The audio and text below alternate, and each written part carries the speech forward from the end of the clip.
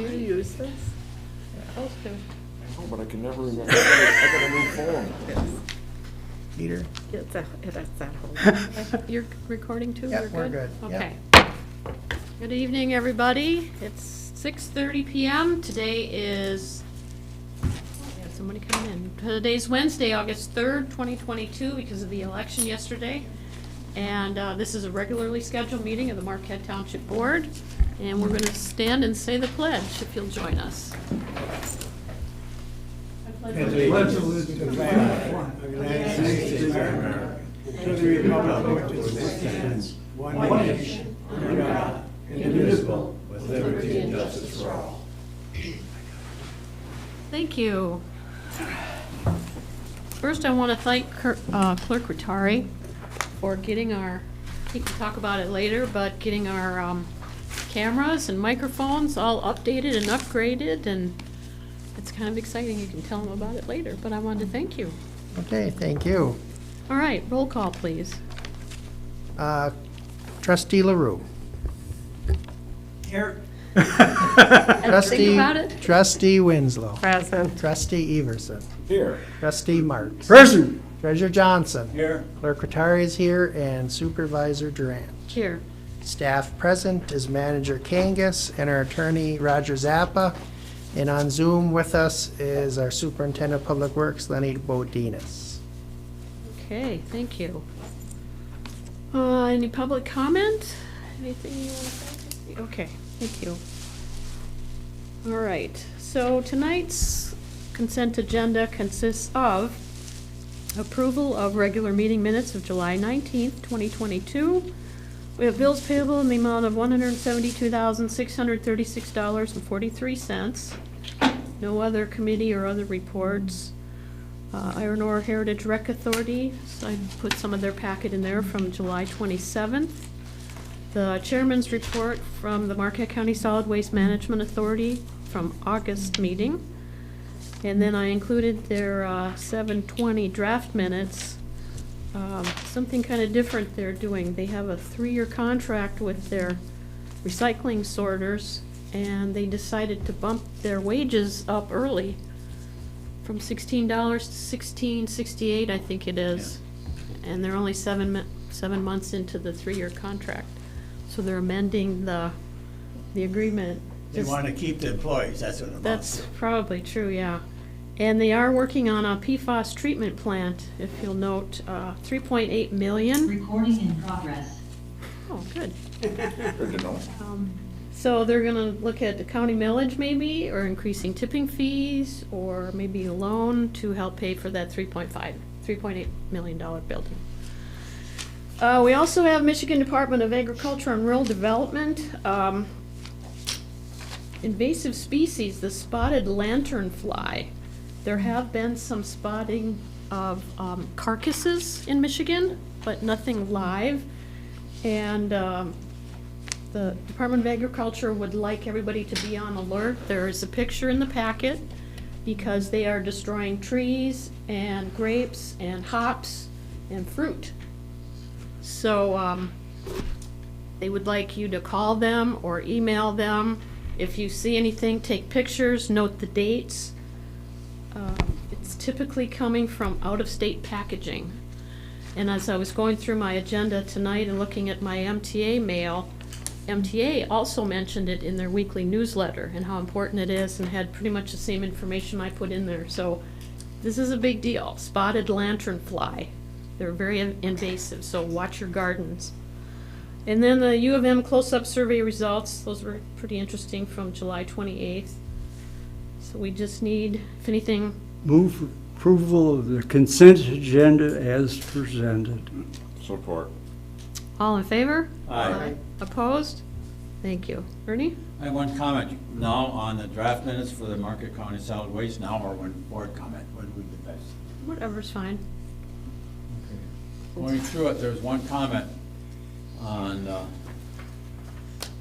public comments on that, and then Carl Ballman made a statement which kind of stuck out to me real quick. He hopes that Marquette County Waste Management is not sliding from a sanitary landfill into a hazardous waste landfill. It has to do with these information or the status coming from the airport. And that's what they're concerned with that. And that could be a major undertaking or major problem for the landfill and for the residents in the future, and if they continue to do that, so. I did talk to County Administrator Urbish about that, and he said that the federal government is actually responsible for that cleanup, but he cannot, or they cannot get any action, anybody to answer the phone, basically. They're just pushing it off, and making the locals do it. I think the other item in that is that when the old hospitals start coming down, there's gonna be a lot of hazardous material sitting in that old hospital. And that's something else to look at for us going out to our landfill. They should do like they did with the power plants. They sent that downstate, let them worry about it. Yeah. Well, and maybe, Our, maybe I need to comment on this with their next meeting or something, or I'd be more than willing to go if you let me know. I'll go. anything else on that, since already brought it up? Okay, then we need approval of the remainder of the agenda. I'm not aware of any conflicts of interest. So moved as Second. presented. All in favor? aye. Opposed? Thank you. Okay. Board education. We had a discussion at the last meeting about networking with residents and how we talk to them and how we get information to them. And Linda pointed out that it was pretty much just the utility billing. If we put any notices on the back of the calendar that go out with the utility bills, that's really our only connection with the customers, well, they're customers too, but the residents. So I kind of went around the office and checked with a bunch of the staff, and we just kind of brainstormed and kind of chewed on it. And we've got apartment buildings, we've got Lost Creek, and could we contact the managers and ask them to post that in their lobby or by the mailboxes, or could they copy it and put it in the residents' mailboxes, or, you know, so we were trying to figure out how to contact as many people as possible in the township. And actually the voting list was the most comprehensive that we could come up with. So to Linda's question about how do we contact everybody or inform them, if the board thought they wanted to do a mailing once a year or quarterly or whatever to everybody on the voting list, that would be about the only way we could contact everybody. But trying to determine what we would say to them, because, you know, someone in an apartment indirectly pays taxes, okay? But they don't get the utility bill, so they have no idea unless they hear maybe at the TV6 or the Mining Journal or a different radio station that Community Day is coming, or that when the Christmas tree lighting is, or, you know, so I'm thinking that's kind of what you were thinking, is how do we notify people of anything? So typically, you know, we talked about the website also, but especially apartment owners is what I was thinking, and maybe even like with Lost Creek, some of them may not have computers. I have a woman who calls me occasionally that doesn't have a computer, so she just likes to get updates from me if it's not in the Mining Journal or on Channel 6. So I thought I'd give you the answer, and, you know, if you think you want to try to explore contacting quote-unquote everybody in the township. Not everybody's gonna be on the voting list either, but that would be the major. What's an individual cost for mailing something like that? Well, we have a bulk rate. Yeah. Regular postage is 60 cents for 2 pages, Okay. What, and so that would give us 4, you know, if we want to do front and back on something. But our bulk rate, John, do you happen to know? Maybe it's like half of that? I don't know that we actually have the bulk rate. We have to go through a printer to get the bulk rate. Oh. I'm pretty sure. We may have it for our We pay a bulk utility rate. billing, but beyond that, I couldn't tell you for sure because I don't really handle that stuff. Yeah. Randy? Well, I just did a bulk mailing with voter cards, and I got about 400 back. Because you either have people, college students that have moved, so remember, they're on there too, and they're moved, they're gone. There's a lot of people that have moved in the last, you know, and remember, the voting list is updated, but it's still not current, really current at times. So, I mean, if we did a bulk mailing on the voter list, you're gonna have maybe 400 to 500 come back. So that's wasted money. That's Yeah. wasted money, in my opinion. So maybe I was thinking utility billing we do already, but if we can get part of that is in the garbage too, because a lot of folks that don't get the water sewer get the garbage bill, because that's there in the garbage. So that maybe is a good start, but I have talked to two people just regardless of this, and I said something about the back of the billing calendar, and they said, I don't read that. It was kind of funny that that happened to come up. So even if it's in there, they still don't read it. I put mine on the Well, fridge. that's not our fault. Yeah, right. But we do have to make the effort to try to get as many people as we can. Ernie? I would suggest that we go with the back of the mailings that we have for the water and that, and then also try and get with the, like Lost Creek and the rest of them, to see how that works. If that doesn't work, then we come back and relook at it and see what we have to do to get the information out to those people. Start with what we have, and then work through the alternative, which is getting it to the Lost Creek or wherever else, and see what happens in that. Yeah, I was gonna, I sat there at my desk and thought, okay, I can start making a bunch of phone calls, but before I put a lot of time and effort into it, I wanted to ask you guys to see what you think. Linda? So I have already contacted Lost Creek, and I have the name of a person. And I just sent her, since the senior event is what triggered some of this, I sent her the dates, and she said she would put it in the newsletter. So I agree, let's just get a contact person and get her our information and let them do the distributing. I also talked to some people and said, so how do you get your information? Okay, they don't read the mining journal, they don't even subscribe. Okay, that's just how that works. There's a group that does, but there's a large group that doesn't. They don't pick up their paper mail very often. So that's really another group that doesn't pick that up. They said email and text messaging. And we do have an email list. We have And we have sent things out because I've received them. yes, but it's very specific so that we don't overwhelm people with it either. It's, what is that called, Last. blast, email blast? Email blast? Yeah. Well- I think there's like 400 or so on there. Well, or 50. there's 400 more people maybe that wouldn't be getting it. The other thing is, we belong to Lake Superior Community Partnerships. They will do our press releases. We don't have to do that, and they just did one for me for something else I participate in, and they wrote it. Yes, and that's one of the reasons I So, brought that up too. I think we just have to keep working at this. Oh, sorry. That's my take, but it is on our list of things that we had agreed we would work on. I like text messaging. Pete? There's no one, I found out, there's no one avenue to do it, you have to do it in different ones. I would stick with the mining journal, because there's a bunch of people who still have it, like myself. I'm old, but I still believe in it, I think everyone should have it. But it's our only paper, and also some of the others, e-blast and stuff like that, but there's no one way of doing it. You have to spread it out and have it from different ways.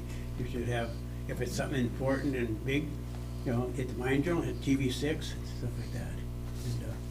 And then get your e-blast, and then our monthly newsletter, always put something in there about the same thing. And I've tried different ways, and I'm stuck with the same thing in Harvey for our Lions Club. I don't want to spend 59 cents for 6,000 letters to go out in Harvey, so. Well, and if somebody's listening to this, and you want to give us your email address, we're happy to keep you posted on the important things. It may even be like 2 or 3 times a year. It's not a lot, because we don't want to overwhelm anybody with things. So that is one avenue. If you want to call the office at 228-6220 and give them your email address, or email one of us and give it to them. Okay, so I'll see what I can find out from the apartments is kind of what I was thinking. That's a little bit tougher because he's got, 5 or 6 different buildings.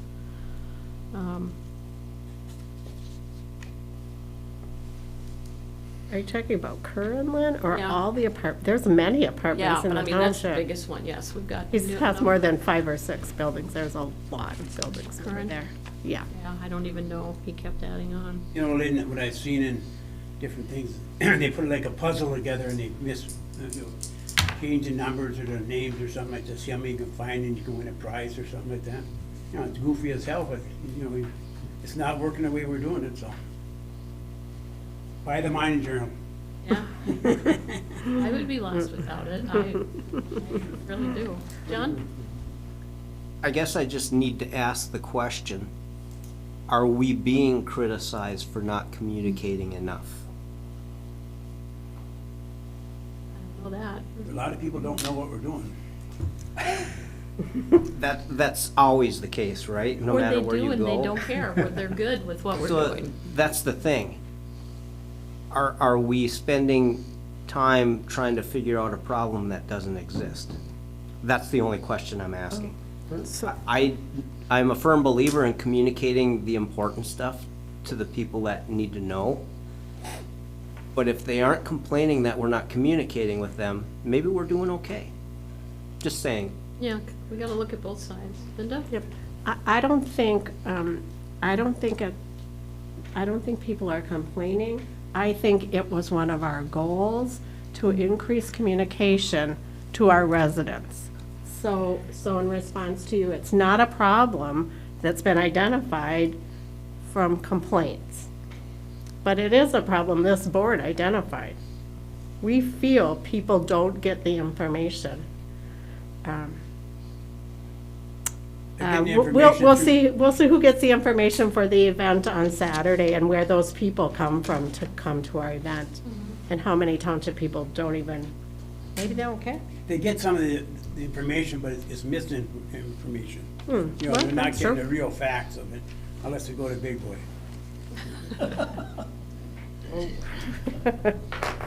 Okay, anything else? I just wanted to follow up. All right, I'll see if I can make some phone calls. Community linkage.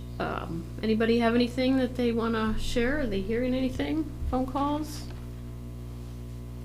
I did get, one of my emails today, or maybe it was MTA, the 2020 census, Michigan census, has been confirmed. And there are 10.7 million people in Michigan. And 52% of them live in townships. Ta-da! So townships should have more of a voice. Stop taking local control away from us. So I thought I'd share that. Lynn, Yes, sir. getting more and more people are asking me about, and telling me about intersections that they can't, and it's blindsided. You know, coming intersection, too much brush and that. So that's what we're working on now, is trying to identify them and then cutting back. So residents can cut the corners. If you live on a corner and there's brush there, they can cut it. I found out today. C-A-N, can? Can, C-A-N. Okay. They can go brush it out, and they should keep it as open as possible, because we got some really bad intersections that people pull up to and they can't see. So that's what we'll be working on, but I mean, I get more and more calls and people telling me when I'm out about that, so. And fire hydrants too. We gotta keep those clean, like in the wintertime. So who is the resident that can clean it? Can I go clean an intersection I can't see around, or can only the landowner He said that adjacent the way to the question that? was given to him was, can the landowner who lives Oh. there? Now, I'm gonna go talk to some of the people and just tell them that they can cut that, or I'll cut it for them. Okay. Because there's some dangerous There's ones some that should bad be taken ones. care of. Okay. Yeah, otherwise we'll have all the residents cutting all the corners that aren't adjacent to their land. Okay. Hope I don't get shot. Dan? We had a tree that was on a wire, and it actually caught fire across the street from my house. And Board of Light and Power came and cut the top and actually cut the whole tree down because it was rotted. And the question came up when they were up in their bucket, can you go over, I mean, it was literally 25 feet away, can you go over and trim those branches by the street light? No. Who can't do that? Board of Light and Power that was in the bucket said that they couldn't do it. Yes, you can. They probably had a work order and Well, that's all they were right there, for God's sake, you know, it would have taken 5 minutes. Well, like, my question to them is they could cut it, and if they don't cut it, do we get a discount because it's supposed to shine 30%? I said, okay, we want half our money back. Okay. They told me they can cut it before. Well, unless they have to have a work order for it, they didn't mention that, the workers just said, no, we can't. Because they don't have a work order, but they can do it. Well, when you're right there, for God's sake, cut it.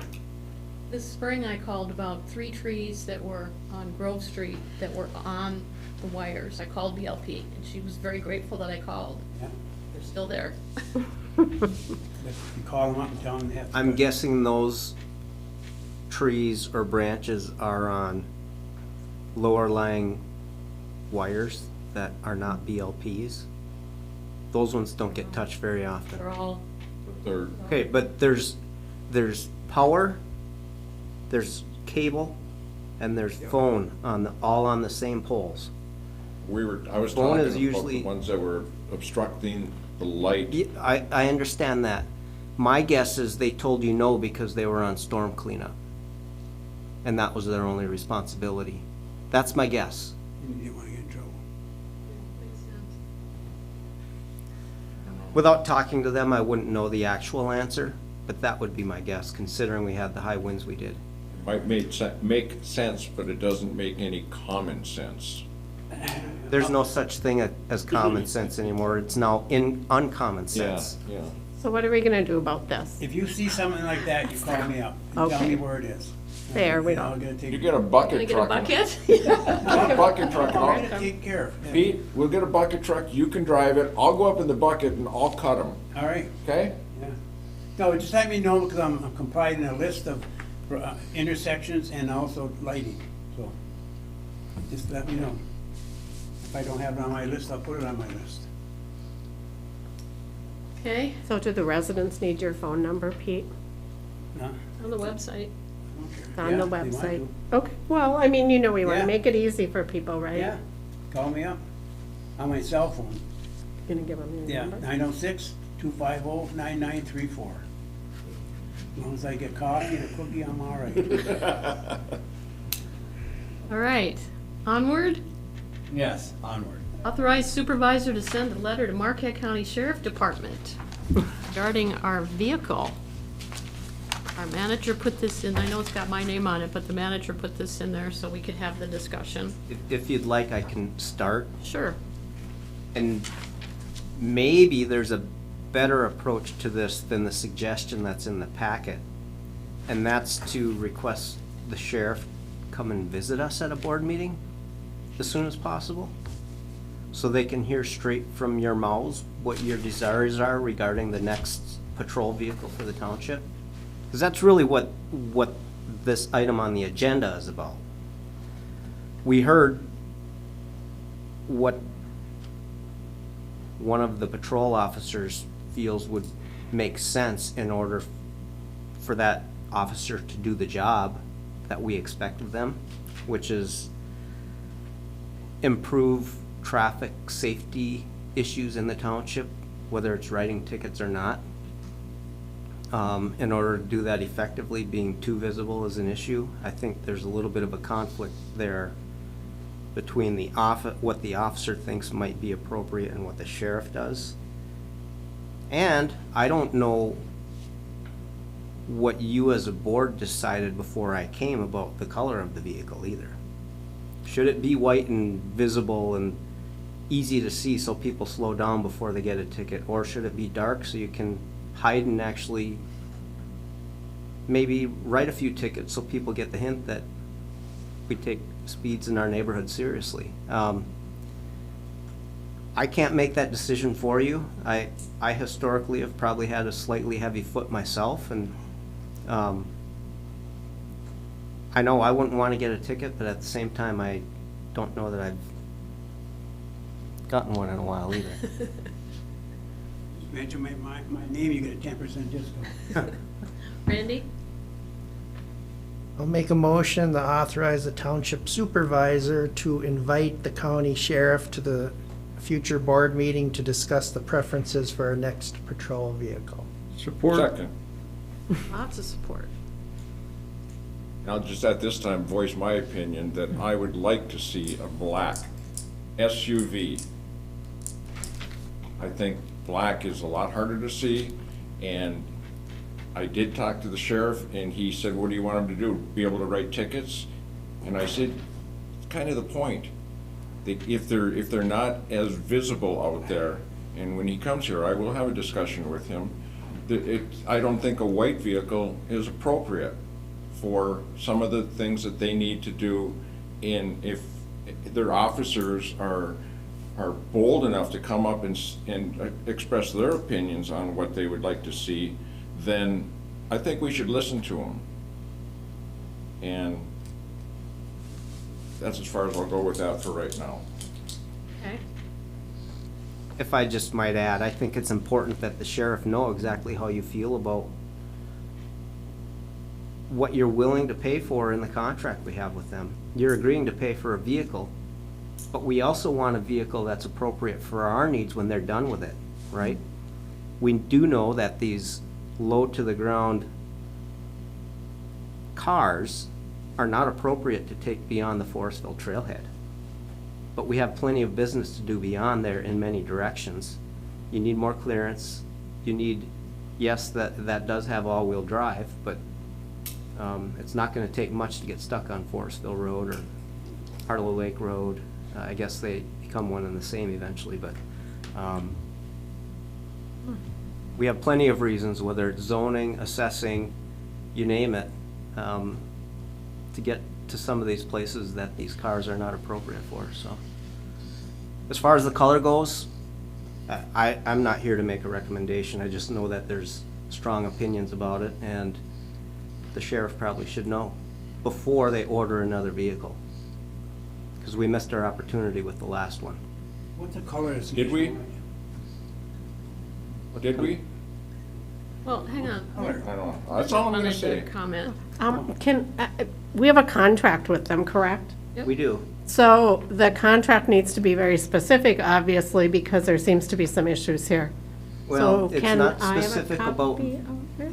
you certainly can, but it's not specific enough about the vehicle, I don't think. Well, maybe. Because it's about what you're willing to pay to have a deputy in the township 2 shifts a day. Right, but we are supplying a car, and that has to be somewhere in a contract. We would not, as a township, be able to just say, here, we're giving you a car, do what you choose. I can't believe it's not part of a Well, contract. you're Am I- taking great risk by saying that. That I can't believe it's not? Well, It hasn't been an issue. It wasn't an issue when we put the contract we together. changed the type of vehicle we would like to have. How? As Randy was leaving and I was coming in. Okay, all right, but I think we have to go, in my mind, whether it's right or wrong, or to risky or not risky, we don't just, we need to have some documentation as to what it is we're doing here. We have an agreement. I'll get you a copy of it. Okay, We'll that's verify all what I it says kinda want. regarding vehicle, but I would guess it does not get specific about the type of vehicle. It just says that we'll provide it or purchase it. We for them, will and then we get provide it it. back. And then we'll get it back. We don't order it, they do. Well, maybe that's what some of the chatter was about that I was not part of, and I don't know, I'm like you, I wasn't here when some of this happened, but it's okay to change. I'll get you a copy of that, though. He- As you look around, you'll see, I believe Ishman got a 4-wheel. You got, Marquette has one. I believe Chalkley has one. And so they're not all cars, no, not like they were before, so. Okay, Dan? Oh, were you first, Ernie? I'm sorry. Go ahead. I think we're talking about the vehicle. We need to look at a vehicle that is useful for our officers, and that's also gonna be useful for us when they're done with it. So it's a 2-pronged thing that we have to look at. So, and we have to see which is the best. And if we're gonna use it afterwards, and they can still use it in their daily businesses, then we'll have to go that direction. That's my feeling on that. So if it's an SUV, fine. and that's what they're gonna be using for the 18 months or so, and then when it's turned over to us, we have it for usage within the township, and it can be utilized then. We've been budgeting for the upgrade in cost as well. And that was a decision that was made during the budgeting process, so that's not the issue. The issue is we need to make sure they understand what our expectations are, and if they have concerns about it, that they're voiced to you, so you understand why we may not get what we want if that's the case. It may not be, we don't know. They'll get the car back if we don't get what we want next time. I'll make sure of that. We don't have to be. Well, I wish I could say more. I really do. The SUV that we wanted was very clear to Kangas and Zybert that that's what we wanted. And they went above our heads and gave us a car. And when the sheriff gets here, I will get a little bit more into that on where our vehicle went. And I would also like to say that I'm tired of this, and I think that we should really look into getting our own two-man police department. 80 hours a week, we'll have our car, we'll have our police, and they can take, and they won't get our money anymore. Basically, that's where it goes. That's a whole nother discussion. It is, but that's something we really should think about.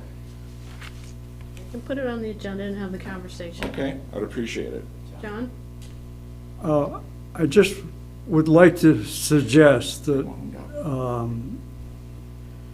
in inviting the sheriff to come to our meeting, I think one of our, either the supervisor or our manager, should prep him to know what our concern is and why he's coming, so that we're not trying to trap anybody. We want to have a gentle discussion about what our concern is. And I would urge you to pass on what our thoughts are early on. Thank you. Call the question. I was just gonna read, the. Call the question. I had enough. Okay, It's enough. What's the question? all right, all in favor? Aye. Opposed? Aye. Thank you. Question on that, though? Do you have an idea on a date? I mean, when you're gonna ask them, is it gonna be fairly soon? I'll call him tomorrow. Okay, good. Yeah, I Thank you. usually do this stuff Thank you. in a day or so. We'll see what his schedule is, too. The contract just says the township will purchase one new vehicle from the fleet. That's it. It wasn't an issue before. From the fleet, what does that mean? Probably where they buy their vehicles from. Fleet purchasing. They bid them out through the My Deals program, I believe. Oh, okay. Okay? Just so you know. Sir? Before the sheriff does come, can you get a hold of Mr. Randy Gerard and ask him specifically what the conversation was on the vehicle when the last one was ordered? Does it make a difference now? I think so. Because don't we want to just worry about what's going forward? Yeah, but more information will come about, so I just would like to know that. Okay?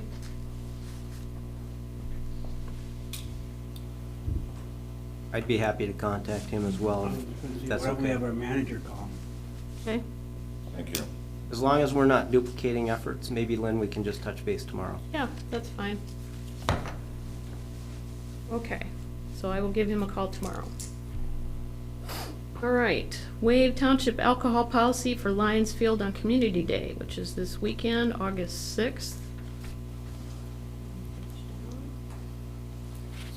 Mr. John?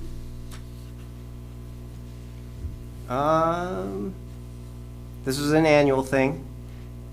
The normal rules are not to allow alcohol consumption at Lions Field, but because that is part of the festivities that occurs for Community Day, people bring their own. Policy is to,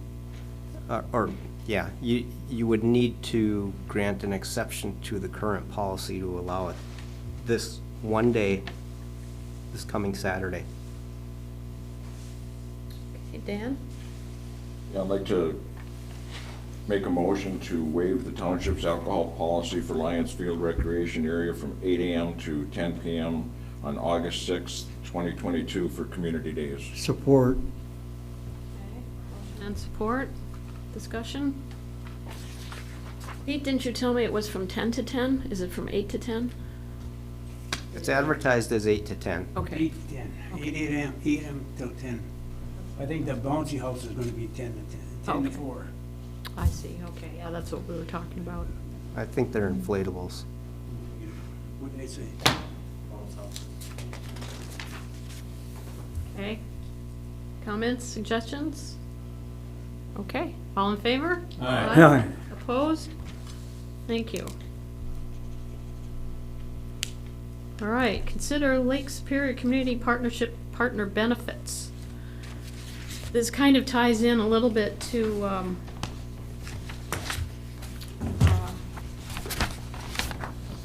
well, it says presented by Supervisor Durant, but that's okay, because John typed that up too.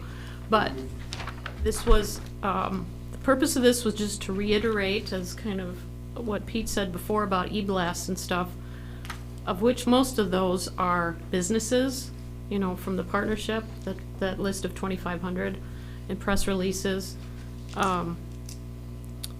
So the Small Business Administration side of our membership with them, like it says on here, is 30,000 partners. They do offer all these different kinds of insurances and discounts, all the way to all state identity protection.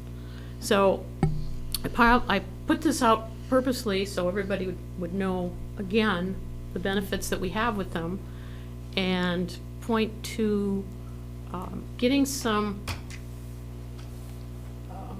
quotes or RFPs or whatever you want to call them on some of our insurances. We were going to do this a few years ago before John got here, and we kind of lost track of it. Our liability insurance, we kind of really didn't. We started the process and didn't go any farther. So again, I just want to reiterate what's available.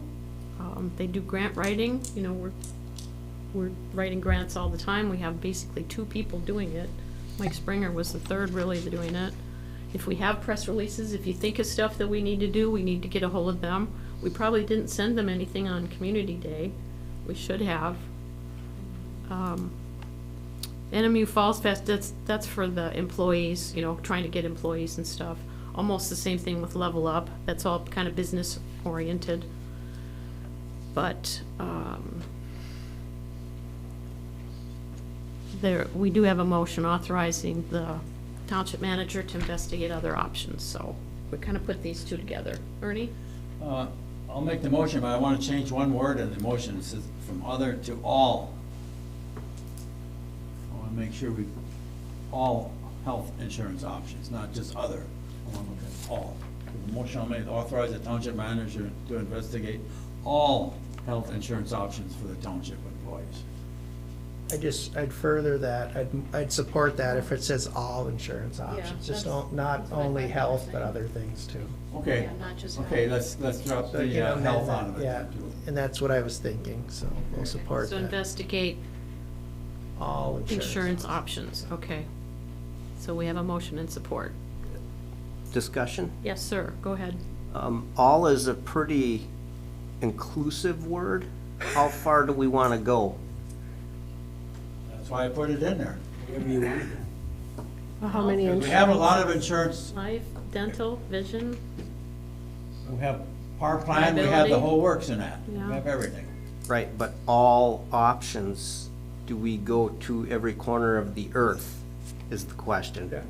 Yeah. Do we want to look at all local options? I would say local, because Lake Superior Park, But- I mean, we should You're just be just looking, looking at what You they're just offering. avoid the word. yeah. Just take out other for now until we get a report. I think the key is we want to create a competitive process to hopefully improve upon what we currently have. From a service perspective, from a cost perspective, from a coverage perspective, any of the above, right? Yes. We want to improve the situation we're currently in to the benefit of those that are paying for it, which is the taxpayers. So, I have an attorney sitting next to me, and I know they're very specific about words. When I hear the word all, I feel like that might be a all-consuming effort. Makes sense. Change it back to other then that doesn't pin you to all. Why don't we ask Roger? Well, Why don't we let him do it? What do you think, Roger, the He's word? got all of his time. Well, all means Oh, all, every Exhaustive. option under the sun. So if that's what you want to do, that's certainly your prerogative. Well, and actually, some of our policies aren't yearly either, right? Aren't some of them 2 or 3 years, so they wouldn't necessarily come up for bids anyway? If we're talking about liability, that would be different. A lot of them have annual renewals, and we have been intending to do it regardless. I think the biggest issue with my first year in the job is the transition was enough, and just finding the time for it didn't happen. But it's on my sticky note to do it this year, and it's gonna have to, that process will have to start soon. I know I have probably 3 or 4 contacts that are interested in providing quotes on various policies already, so, and that's not really even leaving the county. Well, some of the bigger companies, whether you're looking at like Iron Range on the west end or Vast here, do multiple. They've got health and dental and life. Some of them will have disability packages or liability packages. So, I mean, if you know, if you're thinking, Ernie, like he said, local, contact some of the bigger local ones and see if they can give us. that's why I said other, because then it doesn't pin you down to Not just all or health. more. Or, I think we also have to be very careful about the health insurance policy in that you pick certain policies, you're only going to be able to go to certain places to get coverage. But anyway, I guess just want everyone to be aware of that. Can I throw something else out? Yeah, it's your motion. Authorize the township manager to investigate all local insurance options when possible for the township. I don't have a problem with that. All local. Or still take out all and put other. If we advertised it locally, like in our local newspaper, that would be a very easy way to limit it to local vendors, but we can also reach out to them individually with the advertisement. Okay. I don't know if I like the word all still. I think other or more is better. Yeah, I would take out all and put other. Okay. Other Other insurance local, options. yeah, other insurance. As long as it's the coverage is inclusive of going out of town instead of in town. Because you go to doctor now, all of a sudden Marquette will send you a mail or something like that, and you wanna make sure your coverage is covered. And it's for the township, not just for the employees. yeah, and some places, some people have insurance and it's not covered. That's Right. how it works. That's what you get. Okay. Okay. Okay, what do we decide on now? Randy, do you want to read what you think we've got? Well, this is the one that I agree to. Authorize the township manager to investigate other insurance options for the township. And then that doesn't pin him to anything. No. He can just explore. Right. Because anything that he discovers that he might want to act on has to come back to us anyway. So, To address the treasurer's concerns, though, I get what you mean by saying all. We want to have as many options as possible to give ourselves the best chance possible of improving our current situation. So Even if you I'll try to have, find all the reasonable options available if locally. you only have 2, at least it's an option. You know, Yeah. 2 health policies or 2 liability Yeah. or 2 disability. That being said, we probably also need to be careful about sticking just to Marquette County because our current provider is in Holton County, I believe, so. So all this motion does is the board's authorized you to go out and look for other options, basically. And that's what we want. Does that sound good, Ernie? That sounds good. You're good, Ernie, or Randy? Yeah. We changed enough, I think I got to where we want to go. Okay. All in favor? Aye. Opposed? Thank you. Change that. All right, Lions Field vandalism discussion. Take it away, John. Or This is actually Lenny's. Yeah, he was gonna talk about it. Hello, everyone. Hi, thanks for joining us. Yeah, not a problem. So this basically, unfortunately, we're going to be talking about vandalism over there at Lions Field. As some of you might know or might not know, we had an incident of vandalism a couple days ago over there, last week, I guess. This is not the first time. This is not even the second time that we've encountered this over in that area. For some reason, that place was just a magnet for different types of carving things into some of our the playground equipment, carving or magic marker on stuff, breaking stuff inside the warming shack at the ice rink building. We had it locked primarily for the warmer weather months. We were opening it for the cold weather months for use in the ice rink, but it seemed like we were getting a lot more vandalism inside the building and outside the building itself here in the warmer months, so we had locked it up. We recently had some people who were using the playground facility there. They wanted to use it for their children. We do have a portage on there, but they didn't want to walk their kids all the way over to the pavilion because it's too far for them. So they asked if we could open up the ice rink building again, and we had some discussions about it. We decided to give it a try, open it up, and within, I believe it was like 36 hours or something like that, it was vandalized again. In the past, we've actually had, the sink ripped off the wall in there. We've had the toilet broken. We've had other incidents where there's holes in the drywall. The doors themselves have been destroyed, banged, like people really breathing on the doors and stuff. So we have made our repairs to that facility now. I believe we are locked again for now. Well, I think there's a few other things that they have to do there. This time, the people who did vandalize the building, they actually took responsibility for it, and they acknowledged it, apology letters. In the past, we've actually also identified multiple people who have vandalized the building, had their names, had them on camera, went and talked to them. Once it goes beyond our local sheriff, it goes up the food chain from there, nothing happens. It's just the way it is. There's lots of other crimes that are happening in the township and the county at large, and that's kind of really low on the priority list. So I guess what we're doing is we're looking for guidance from the board. What does the board want us to do?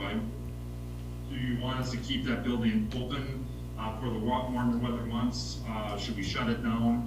Is there other things that we could do to try to dissuade people from vandalizing it? Should we trespass order people that we find that have vandalized any of our facilities? We do have cameras. We do see everything that's going on, but the cameras are not acting as a deterrent. We are catching them. We are seeing who they are, but they're doing the damage, and then we have to kind of live with the consequences after that and make repairs on this stuff. So I guess the long and the short of it is we're just asking for guidance to see what the board wants us to do, how the board wants us to proceed. Ernie? I have a question. Who has paid for the repair of it? Are they vandalism, whoever we identify, paying for it? In this instance, they will be, but in prior incidents, I can't say the word, in prior things that have happened, those people did not pay even though they were identified. Well, we can go to small claims court. It doesn't cost us that much to take them, even though they're juveniles. You might end up spending more going to claims court than you're actually going to get, though. This particular instance, as far as I know, we had 2 holes in the drywall that had to be repaired, and then the painting, and we had door hardware that needed to be replaced for sure. we got lucky this time in that the perpetrators, when they were identified, accepted the responsibility. And I guess, you know, are doing the right thing. Whereas the prior two went nowhere beyond the sheriff's department. So the trespass, Those actions were quite significant, the prior, where they actually ripped the sink out of the wall and broke the toilet. So that damage was very significant. I believe the trespass order is probably something you should strongly consider moving forward, and that when somebody does get caught, you tell them you can't come back here for a year. And if you get caught, then the ramifications are greater, because now you're also violating a trespass order. Linda? So Lenny, the bathrooms by the baseball field are open, correct? Yes. So what's the difference? What's the difference between those bathrooms and the bathrooms by the park? Well, the bathrooms in the ice rink are more like your residential bathroom with regular sink and the toilet, whereas the ones at the pavilion are everything is stainless steel in there and it's concrete blocks, so you really have to do some work to damage that equipment there. They're probably gonna more likely hurt themselves damaging the equipment at the pavilion versus the equipment that's there. So maybe. Not saying that it can't be damaged or vandalized. So maybe long-term, we need to be replacing the equipment at the park with, I'll call them unbreakable pieces. The stainless steel toilets, the whatever. I know there's a cost to that, but I'm the grandma or the mom that wants those bathrooms opened. I'm not gonna run a 2-year-old who's potty training or whatever all the way across that baseball field. I like the bathrooms opened. I did some research to look at what other communities have done, and, you know, the neighborhood wouldn't like one of the options, which was to put a lot of lights up, and lighting does deter people. I like the cameras, and I like holding people responsible, and it's unfortunate that our system doesn't hold people responsible. I don't think kids should go to jail, I don't, but I think they have to be responsible for their actions. And maybe their parents have to be the responsible party. I don't know that. But I am here to say that I do like the bathrooms opened, and maybe damage does not happen between 8 and 6 at night, and maybe the bathrooms are closed after 6 p.m. I don't know. I don't know. Once it gets dark, you're in trouble there. That's what's probably the case. So the bright lights would certainly work. And how? Some of our damage has actually been occurring just right during the day. This particular instance was at 3 o'clock in the afternoon. Actually, we had some staff was actually mowing the grass out there. Oh my gosh. In the ball field itself. And then I believe some of the prior ones, there was a gentleman who was trespassed out of there, I believe about a year ago. He was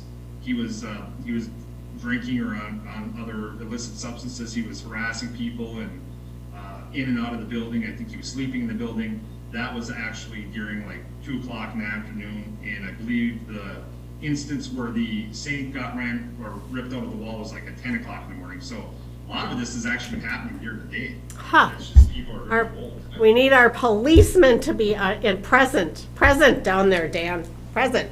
No comment. Randy? Yeah, I chatted with Lenny, and I did chat with the manager about the situation, and I said, maybe we have to rebuild that bathroom to the same standards as the pavilion, steel stuff. And if we got cameras there, we know who the people are, and if they get caught, we issue a trespass order. The city does that quite often to a lot of folks, and you can keep them off of public property if they've done something wrong for a period of time. And if they violate that, then there's more serious ramifications. But you know, we're getting resources for our taxpayers for these facilities, and you know, it's just a shame that they're getting destroyed. So I think that's a viable way to go. Maybe Lenny can find out what the cost would be to put those more unbreakable stuff into those facilities, and see where we go from there. Maybe put steel doors in, not wooden doors, and then, I mean, it's sad we have to do this, but to protect our resources, we might have to do that. Pete, did you have your hand up? The whole reason for putting that building up is because we had the kiddie park going in, we had the ice rink there, and for people to take their kids and go to the bathroom. We have to find another way to making it work. You know, just cut back on the hours at night, 1 hour or something like that, and do something, have checks during the day, or something, whatever. But we have to find a way to make it work. That's all I can say is just, I go by at night several times when I'm going someplace, and that's usually the one street I go up and down. I watch for kids, but usually when I go by, there are not too many kids there, so we just put our heads together, try to make it work, have the sheriff department go by there more often, and then either, or Public Works, make them slide by there and, you know, when they're going somewhere, go up that street. Well, Lenny said they were cutting the grass, and Yeah. apparently that, they didn't think But they they're were not watching the employees, kids, maybe? when they're cutting grass, they're minding something else, but just have the visible, somebody visible going by, you know, and then you see a bunch of kids and you stop. You know? But we're not babysitters. No, then, shoot them then. Dan? Lenny, the times before, were they younger kids that you did catch, or were they older delinquents? There was the two people who ripped the stuff out of the wall were adults. I would say probably 30 years old. Then some of the other times they were kids, younger people. We do Probably it. like 14, 15, 16 years old. Can we not hold the parents responsible then? I mean, if the sheriff, if the law enforcement can't do anything, if they don't have the time to prosecute and move things forward, why can't we make the parents responsible for taking care of the bills? We did have discussions with Roger, and maybe Roger, you can explain it a little bit better than I can. There is a statute that allows exactly that, depending on the circumstances. It's not a preventative measure in the sense that I'm not sure how much it'll deter kids from vandalizing, but a township is permitted, if they can determine the identity of the perpetrator, to hold the parents of an unemancipated minor responsible for any willful or malicious destruction of property up to $2,500. Now, it's my understanding, for example, this is happening with multiple kids. A lot of times, it's not just one kid who goes in there and decides to rip a sink off the wall. So it's a $2,500 per person. So in other words, if you've got two kids that are engaged in the malicious or willful destruction of the property, then the parents with whom they reside can be held responsible for up to $2,500 each. And why wasn't that done? I wasn't aware of any. What about the 30-year-old guy? No, he said there was some Well, he- younger kids. He would be that were responsible before. himself, but then again, you still have to, just because you get a judgment, that may work in some percentage of the time of people voluntarily paying it, you still have to collect that somehow. So if you have a 30-year-old person sleeping in the bathroom, You're not going to. collecting that against him or her may got be a it. bit of a challenge. You've got a juvenile that's doing it, and you have them identified on camera, and the law enforcement, it goes up the ladder as far as it went, and nothing's done. Well, then why isn't it that the parents are held responsible? Well, maybe that's the second question for the sheriff when he comes. If I may Explain. comment on that, Sure. Sure.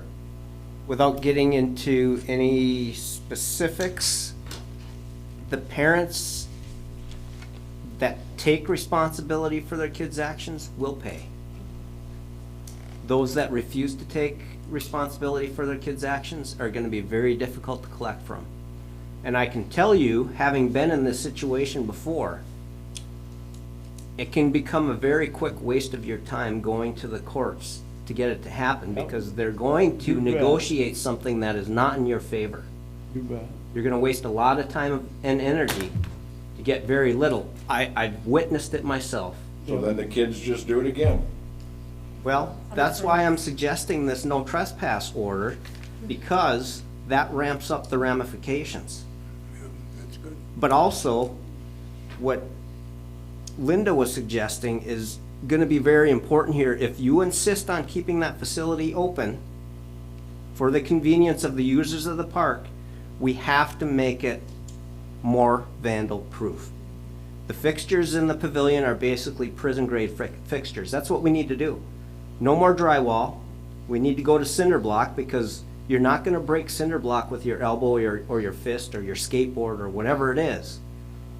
You're gonna hurt something or break whatever it is you brought with you before you break a cinder block wall. It's gonna take something far more blunt than that. Lose some stainless steel over the drywall. Should we start with getting a cost for that? Ask Lenny, or you work together and find out what it would cost to kind of kid-proof that? At Well, least it's give gonna us- have to be adult-proof, because adults are True. far stronger than most kids. Anyway.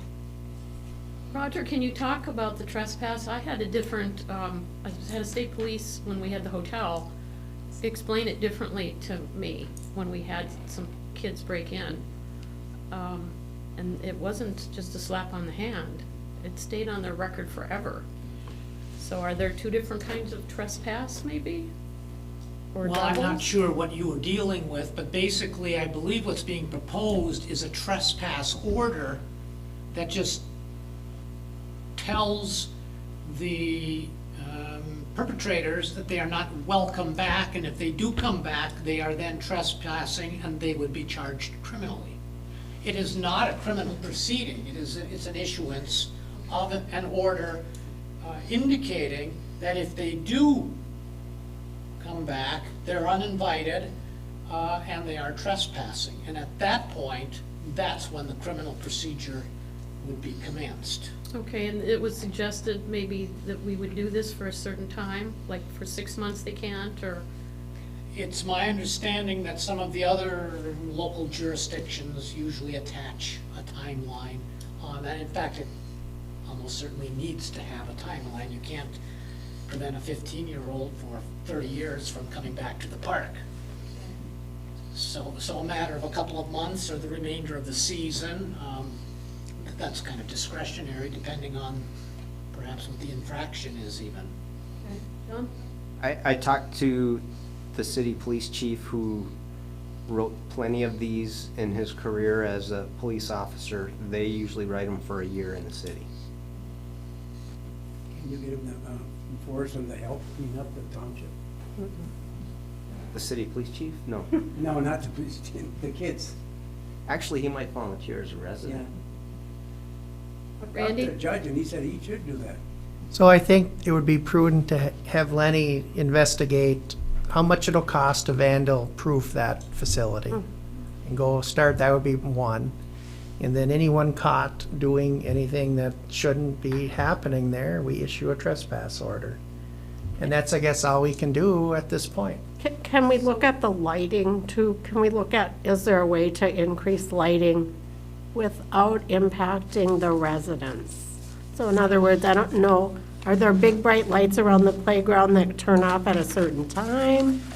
Are there bright lights around the ball field that turn on? Is it all on the same switch time?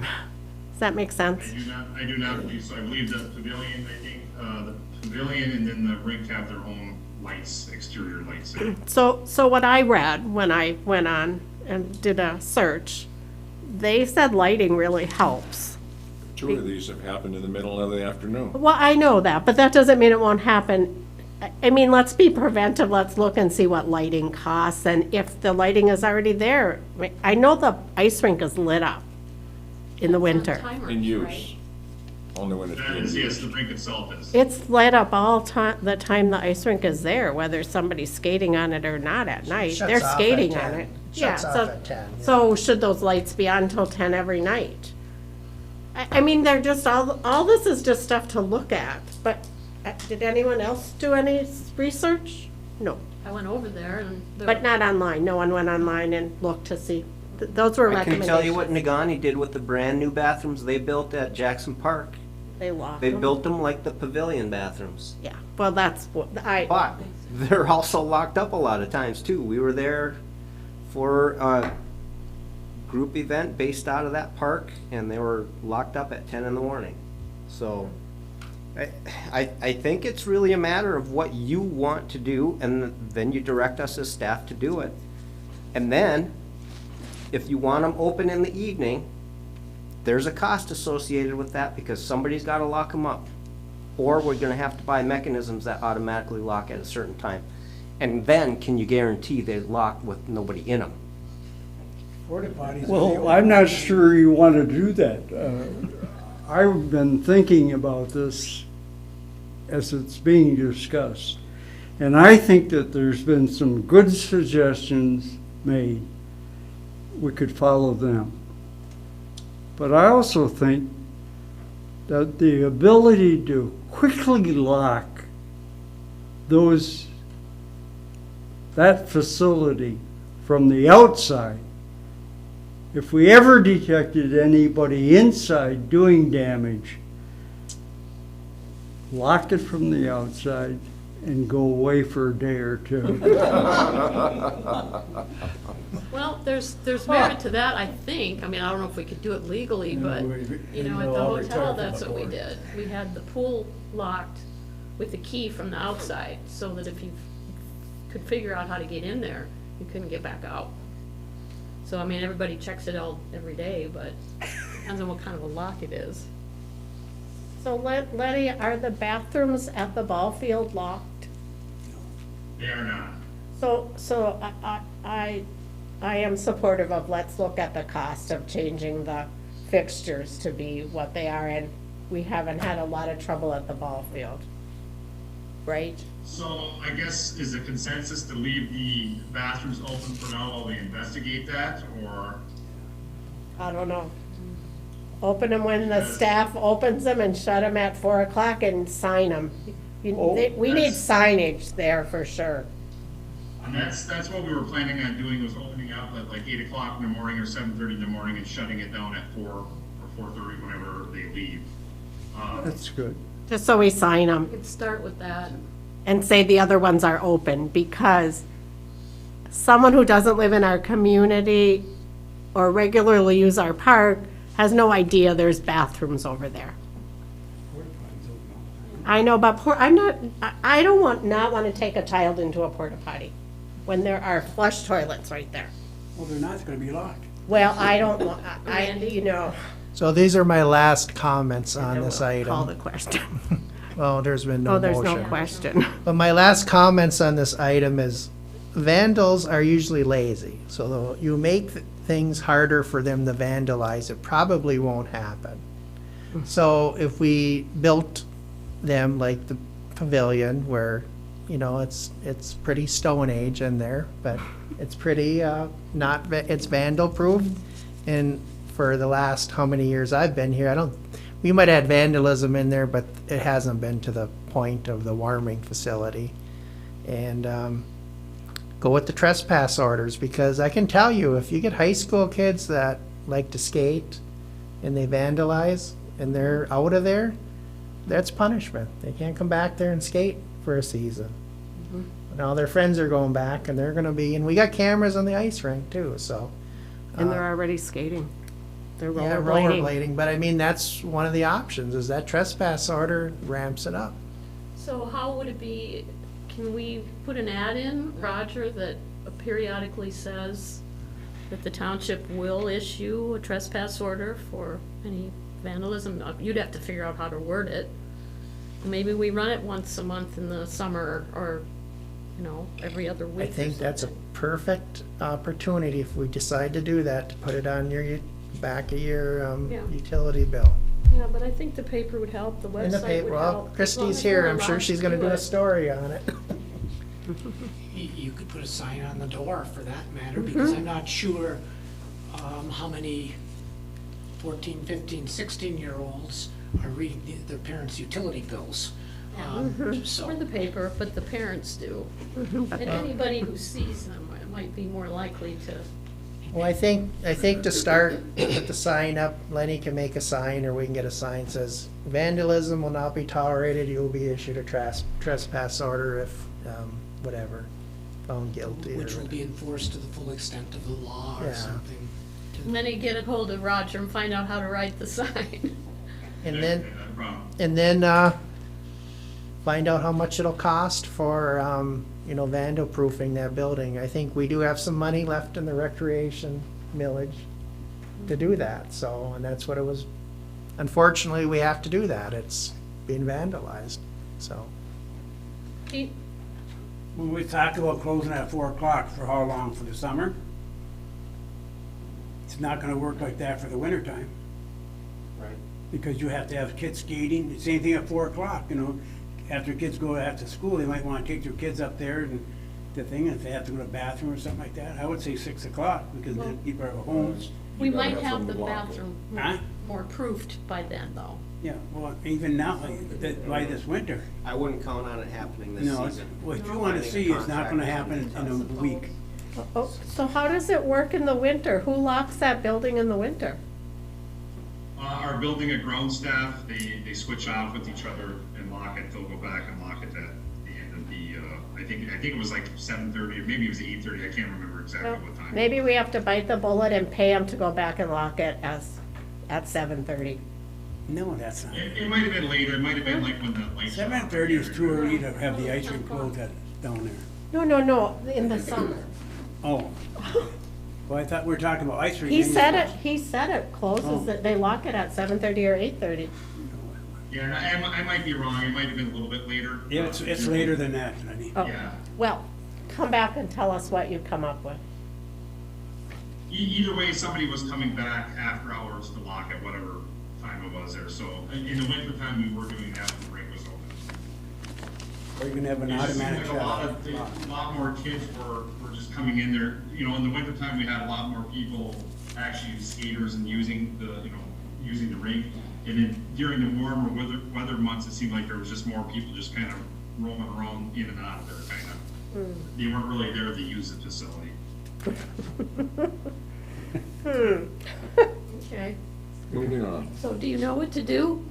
Lenny, do you have consensus from us? Or do you still have questions? So we'll keep it open. For now, we'll open up during the day and lock it, and then we will research, how much it will cost to lock it, or make it vandal-proof. Sounds good. As Then vandal-proof a as sign reasonably to, possible within the limits of our resources. Right, and put some kind of sign up on the door? Okay. Do we need this in a motion? No, I think he can deal with it. He knows. By consensus. I would also say, let's be very careful about how many signs we put up and how much words are on it, because people do not read signs. They do not. Bullet them. I used to argue with my husband all the time. He'd say, put up a sign. I say, they're not gonna read it. Short bullets. Okay, we're good on that? Oh, All right. Committee, planning, thanks, Lenny. Body needs. Planning Commission, Linda. The Planning Commission met on Wednesday, July 27th. We had requests for special use permits. There were 4 requests, and they are all, I would say, connected.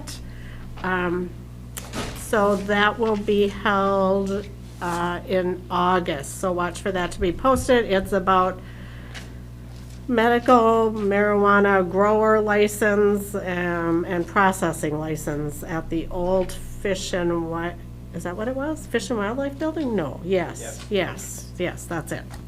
And then there was some more discussion about the proposed short-term rental located at 550. And that, we did get some information back from our attorney, and I think Jason is going to repost that public hearing.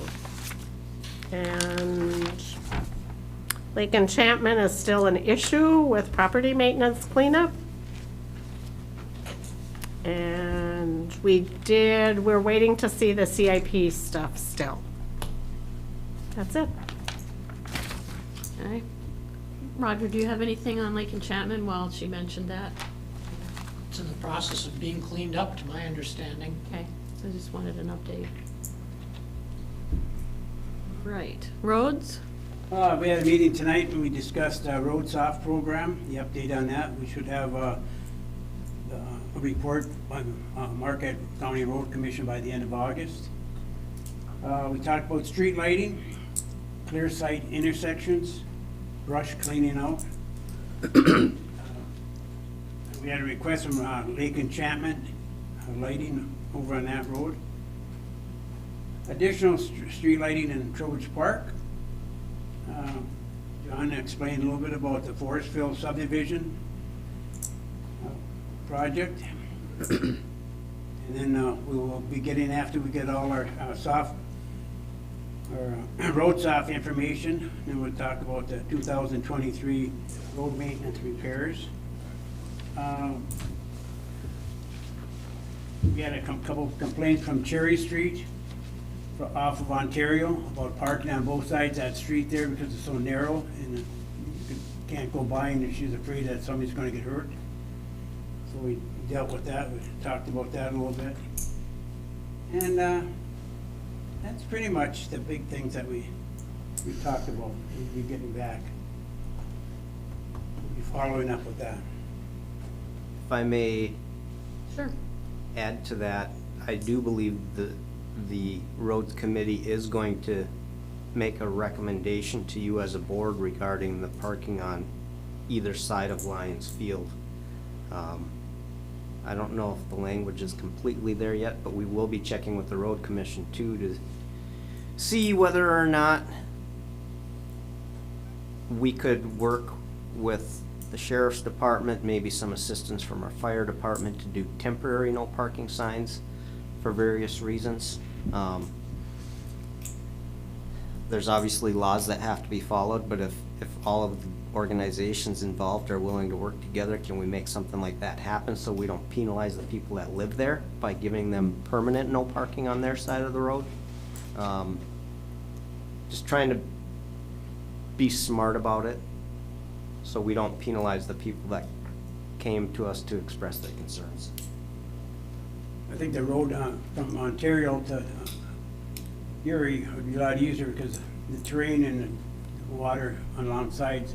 So if we block the south side, it's not like on the other side of the park because you got parking on both sides and that's the land is even level. So that's, you know, I'd say parking on one side wouldn't hurt them. So, but between Erie and Ontario, that's a problem. So I have a question for the road committee. Sure. So I did mention at the last meeting that there's a problem during the Christmas holiday with parking on Vandenboom, right? Yes. Yeah, so maybe, that would just really need temporary no parking on this side. Well, you don't want to say no parking either. You guys research it a little bit and we'll come up with a good solution. Okay, because, that's awful. I just didn't want to talk about Christmas. You don't? I already did, but about Santa Claus.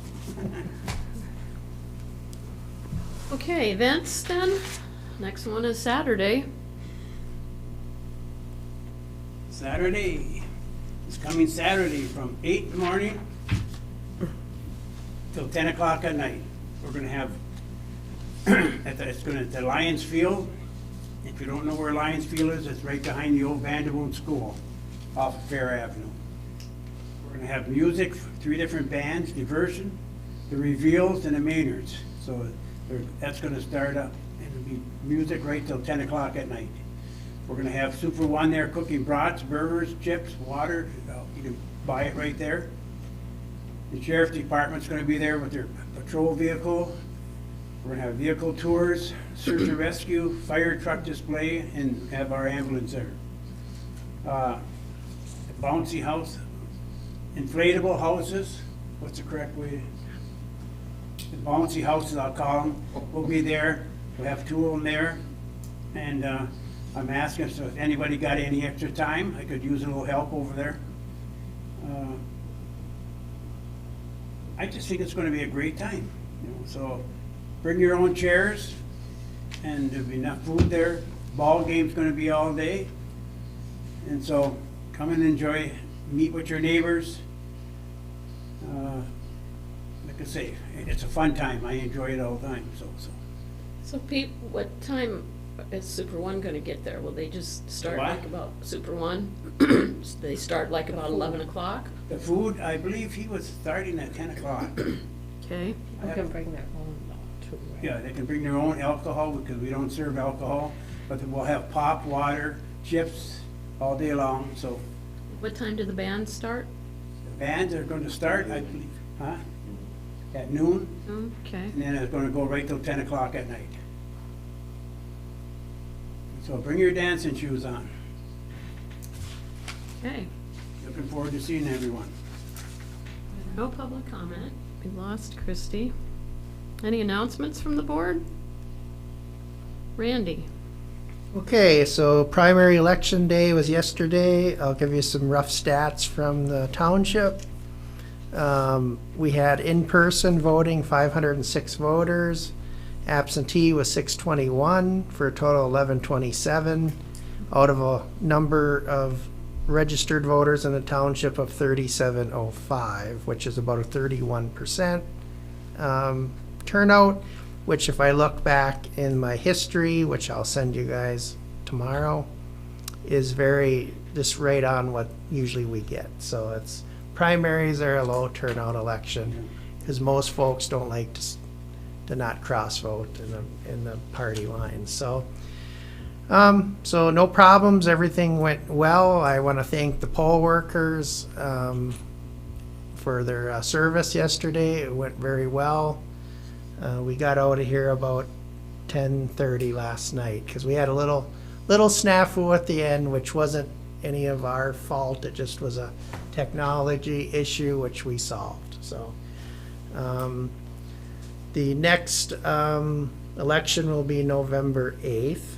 So it's the latest it possibly can be in a calendar year. So, and the folks that sent in their applications with checked for both elections, when we get the ballots in the middle of September, we will start sending those out because you've already registered for November. So as soon as we get them in September, we will start mailing those out about the middle of the month. Okay. You want to talk about your cameras? Yes, and finally, after waiting for some technology, we have a microphone now in the middle of the room that's on this, that looks like a ceiling tile, that will now capture the whole crowd sound. So if anyone is in the anyone in the crowd that speaks now will be heard. So we don't have to handle the we don't have to hand the microphone off anymore to folks. They'll be heard anywhere in the room. And we have a front camera, so that's why the podium is now in front of us, because we have a camera right here that will now face that person, so we will see them face, like the city, you will see them front facing. And we have our usual camera in the back of the room that will see us. And we have the possibility of live streaming, although I'm probably not going to do that immediately. I'm going to wait and see how the recordings go. But we do have the capability with this system to go live on YouTube like the city does. Good job. So finally, the technology upgrades have happened. So it took almost it was about 10 months. Well, 10 months from when we initiated it last year, but there was supply chain issues with some of this stuff. So looking forward, hopefully we're in good shape moving forward. Like I talked to the 906 people today, the camera they put in was 8 years old. 8 years we've been doing that, so. It's amazing it stuck that long. 'Cause Yeah. that stuff usually And Linda had mentioned to me, she thinks these TVs are too small. And I said, well, 8 years ago they were not. They are. I like them when they're small, makes me small. They're hard to see. So maybe in the future, we can look at upgrading these TVs to, we do have a big one in the community room now, that's an, I believe, an 80-inch, John. So, you know, maybe, I don't so see this much, this one, but maybe the sides The we could side get ones. bigger. But we'll see moving forward, so. What are those, 50 or 60? I think these are 55. But at the time, that's what was, they didn't have 80 inches 8 years ago. Or do you need a split screen up there? Well, it's nice for the folks in the audience if you're gonna, you know, do any presentations For or, the planning commission, it's great when people are in here looking at stuff. yeah, because Jason can put You the can- stuff on the yeah. computer and then he can, you know, do a presentation and it's, Yeah, It's, those maps uh, are little. yeah. They're really little. So maybe that's something we put in, we look for the next budget year, in the CIP, maybe enlarging our screens in here. Or from Spectrum money, charter What- money. What have you, but it has to be probably a CIP project. Any other announcements?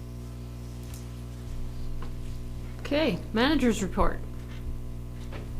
Thank you for hearing us out regarding the issues we have at the warming house. I think we've beat that subject to death for one night, so really, we don't really have any further to discuss regarding my report.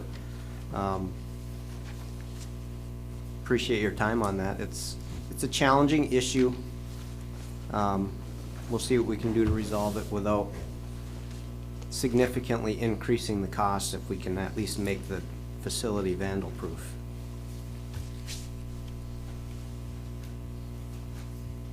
Any questions for the manager? Okay, you want to review our motions? Okay, the first motion of the evening was the consent agenda as presented was passed. Second motion was approval of the regular agenda, and that was approved. Third motion was to authorize the supervisor to invite the county sheriff to a future meeting, and we can discuss vehicles, and that was approved. Fourth motion was to waive the alcohol policy on Community Day at Lions Field, and that was approved. And the fifth motion was to have the manager look at other options for insurance for the township, and that was approved. Okay. So I don't have anything so far for the next agenda, but I'm sure something will come up. Any board member comment? One thing for the, how soon could we put it on the agenda to discuss possibility of our own police department? Do it the next time. Do you need some kind of information, or do you just Well, want basic Maybe you discussion? should wait until after we talk to the sheriff and then, so the meeting after that or something, we can remember to do it. Okay, I think that would be more appropriate on a work session, because we do have historical data on that, and it just, I think board time, we don't want to waste an hour doing that, so maybe schedule a work session, maybe after, invite the county sheriff to a work session, where we can have more free-flow conversation also, Good idea. and bring some of that historical stuff up, because I know Linda, in the past, you were on, I believe, well, it was back when I was a trustee, but Right, we were trustees. you, I believe there was a committee that investigated that and looked at the cost. So we do have somewhat historical data on that. So maybe that would be something to take out of the shelf and look. I think that was, not to drag this on, but I think that was to, we looked at the cost, or you looked at the cost, that was not for a two-man department, was it? That was for like 4 or 5, 3? Three-man board. yeah, you'd have to have. It wasn't for 4 or 5. Yeah, I don't know, we'll have to pull it out and look. Okay. We have I it don't because know. we investigated it, and that, because I was on the board, and that's going back probably 16 years ago. But It's right before I got on. yeah, but we did look at it, and the cost at that time was not favorable for us to do. So, I mean, but we can investigate it again and look. It's a one-man department. You know, we do have the state police, we do have the sheriff's department to cover vacation times and things like that too. So, yeah, we'll bring it, we'll do. But I look think forward that's to- more I look appropriate. forward to that work session. Yeah, I think that's more appropriate to schedule, and maybe that's something we can do for a future agenda, schedule a work session for that. Yes, Maybe that's a good Okay. thing. perfect. So- Go ahead, Linda. So Ernie's, Question, on my date book, we have a projected meeting with the planning commission, a special meeting on the 24th of this month. Is that still moving forward, or is it we just on a discussion phase, a meeting set up? Yeah, we were gonna, that's the date we picked, I think, wasn't it? Yes, it's a date we Yeah. picked. Did you happen to mention it to them? 5:30 on the I did, I'll be out of town that day, so, I did mention it to them. They have a pretty full agenda Yeah, it's been busy. because now, yeah, so, Public hearings they and have some such? public hearings coming up, so, I'll touch base with Jason again. Maybe we should wait until even Eric gets back. Oh, that's a good idea. Nothing 'Cause, else. it might be good to talk about, I'm gonna call it community-based housing instead of affordable housing, but community-based housing. Attainable housing. Yeah, it's a big deal, and, they're gonna be pretty involved in some of those things, so, yeah. Maybe we don't eliminate it, we just may have to pick another date. Yeah, Work with it. yeah. Yeah. I didn't want to forget it, because that's what we. Yeah, I'm glad you we're talking mentioned about. Good idea, yeah. too. Well, I haven't posted it yet, so Don't post it. it's not posted yet, but I have to look, it might have been the meeting before this, because I didn't see anything in my minutes. Oh, it's but- been on there for a while. Yeah, but as far as been a us couple meetings. scheduling one, I have to make sure if we made a motion to schedule one, we have to, either, I have to post Yes. it and cancel it, or we just redo it. I don't think we made a motion, I think we just said ask.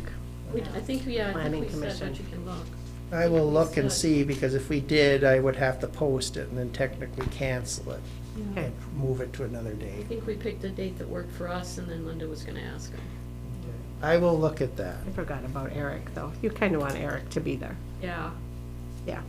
You had your hand up? Yes, I didn't want to bring it up before or start, or say we're going to do it, is that during the community days, I was going to bring it up earlier, that we have our board come and sit at a table and advertise it, meet your board for 2 hours or something like that. In the future, if you think something like that you would be interested in doing, you know?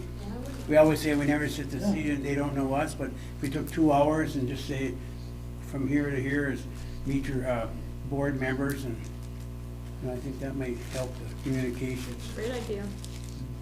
I think. Meet the board. Excluding the clerk, because he meets everyone on election day. You weren't there when I voted. Oh, well, I'm traveling between two Yes, precincts, I but know. I'm fairly available on election day. Anyone that has questions can flag me down. Yeah, put that in your notes. And I surely had enough yesterday. Did you?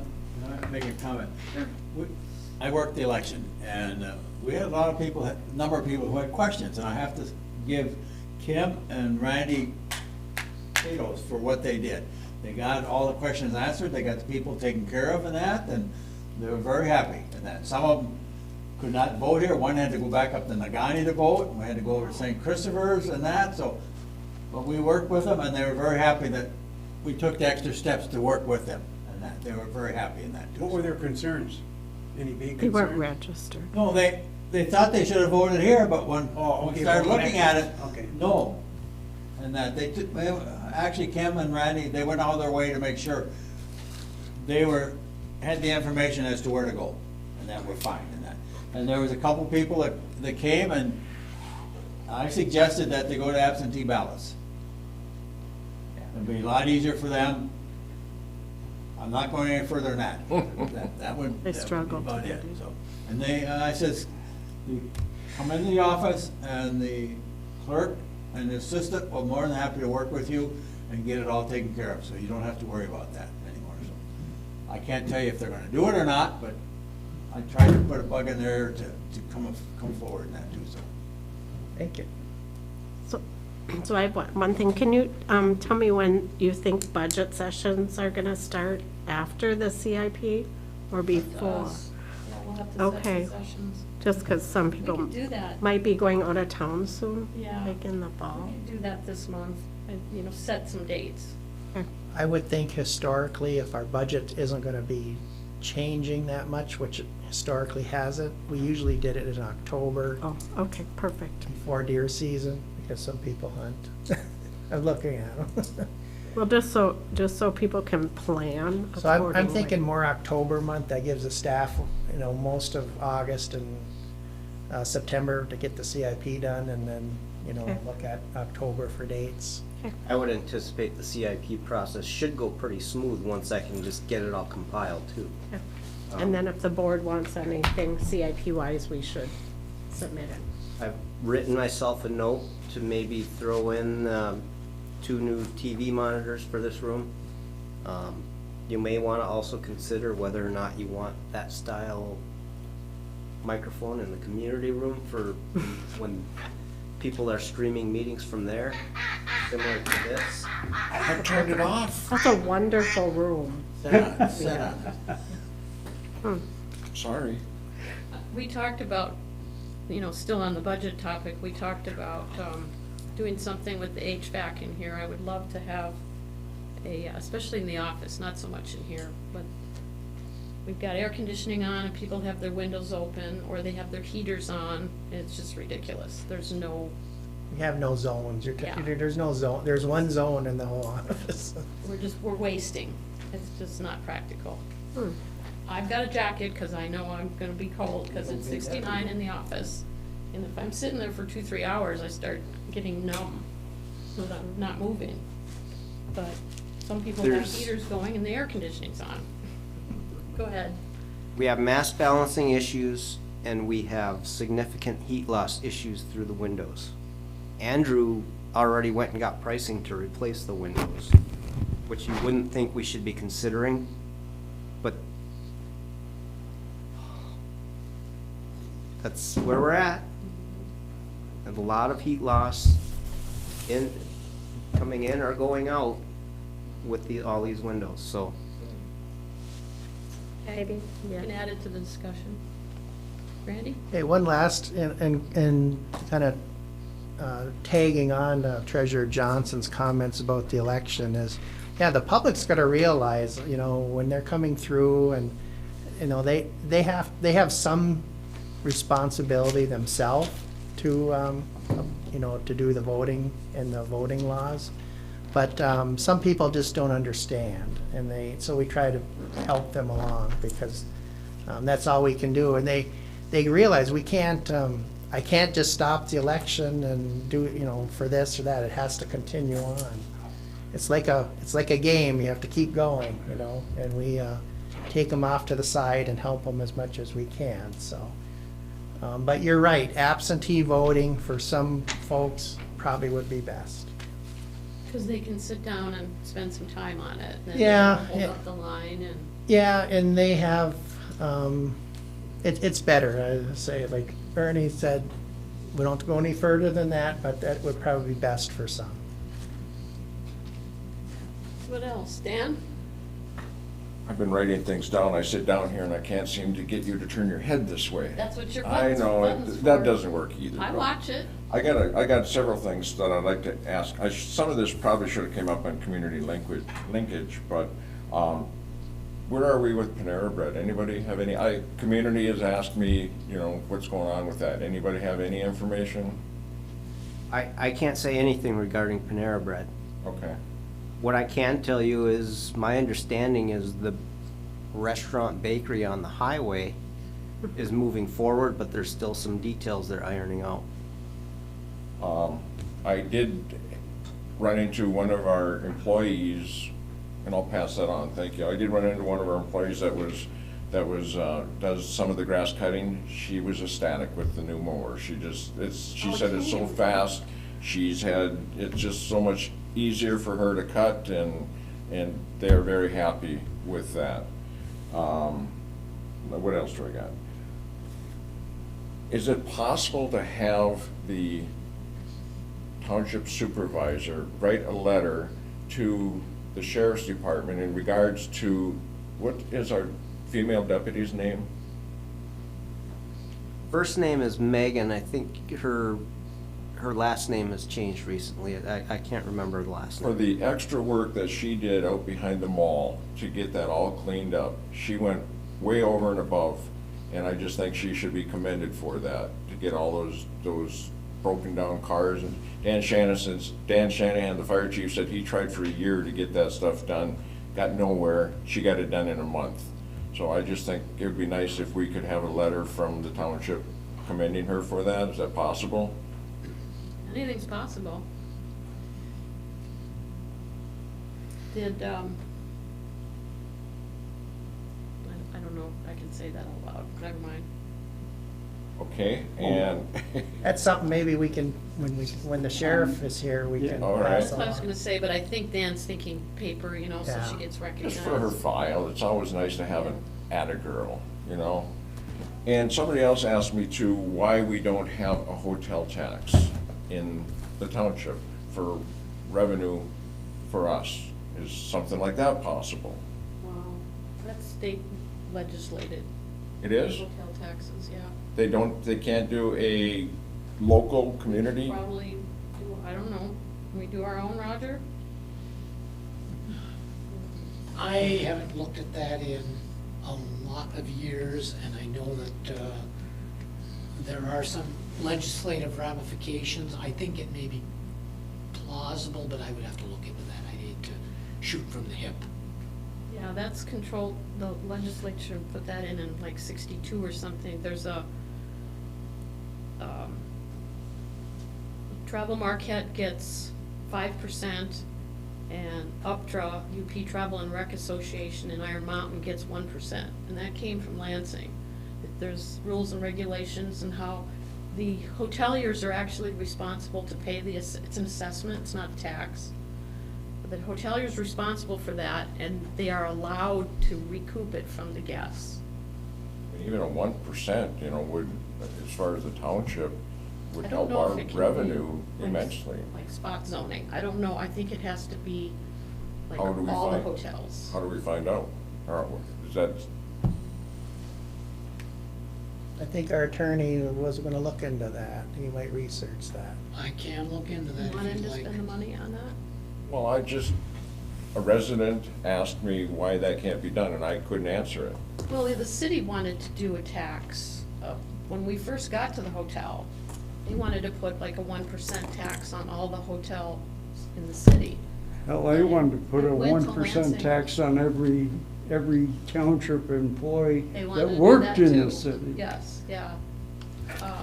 So it did get discussed in Lansing, and I know McBroom was part of that way back in the day, and so was Kevela, and it was shot down in Lansing. So that was a city tax on city hotels that they wanted to have. There again, that's a common sense thing, it doesn't make any sense to me. And I Why keep Lansing saying should tax, it's dictate a 1% tax that we wanted to put on our hotels in the township, where we could charge 1% for all the tourists that come in, and yet, you know, if they get an EMS call or whatever to go over there to help them, boom, we're right there to help them. And they don't get charged anything. It's just, Well, the sorry. hotels pays their tax for that. Okay. Comes out of their pocket instead of the, Well, we can Tourists. investigate it and see what happens. That note, I'd like to make a motion, we adjourn. Wait, Not through yet. yeah, we have Oh, we are. board member Yeah, he's comments, done. right? his list is done. Go ahead, Linda. Oh, I just wanted to let the residents know that we now have electric doors to get into this building. And so the electric doors are into the main part of the building, and you just have to push the big silver button, and it opens the door magically. It's wonderful, I tried it. Okay, We do still have an issue with one of the interior doors. You may recall we had a flapper put on that door, so it would be, the flapper would be automatically open during our hours that were open to the public. It's not functioning properly currently, so if you push the button for that door, it'll be fighting against the flapper and it won't open. So we've shut the mechanism off for that and asked people to use the opposite door. They have to send somebody over to check and see what the issue is with it. It stopped working recently and we can't figure out why. You need a new flapper. Well, it works if you use a key card, but it's not automatically open during our office hours. And that was on, again, our list of things to accomplish, so it was one of our goals. So we've Yeah, met a that was couple a of goal. goals, We talked about that. which is kind of great. And Lynn's gonna put those goals up so we can all see them. And cross them off, because we've And done cross them off, the ones that are done, and know where we have to go next. We did that before, we had stars every time but we had like 20 of them. We don't have 20. No, half a dozen. But 30? on the doors, door into when they're voting, that one outside door didn't close right or had some problems, and I had to force it. Were you told about that, John?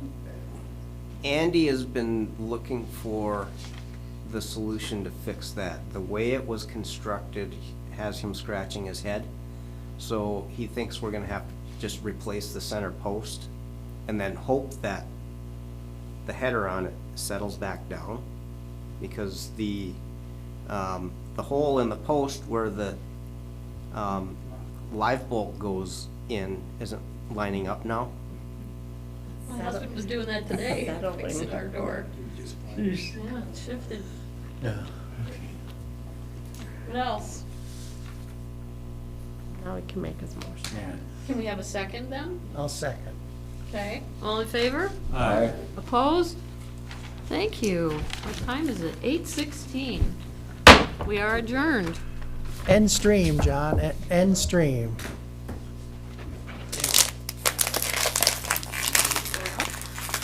Just a reminder, the next senior We're up. event is in August. I know, I missed the last one. Okay. August what? It's the third What's Wednesday.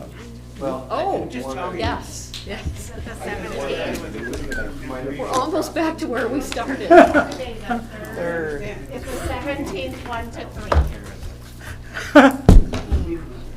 I just will be out of town, but. That's the most since important you'll be there, thing. maybe you'll share. You're right. 4 different people there, Dan. Pauline Popsko was there, but I did not know the other 3. Phone numbers and email They addresses. found the information on the back of the. Make you smile all the way home. One did and one got information from us. There you go back there, John. So, yeah. Yeah, new stuff. He's a good teacher anyway. We'll help you. Do they have to be registered?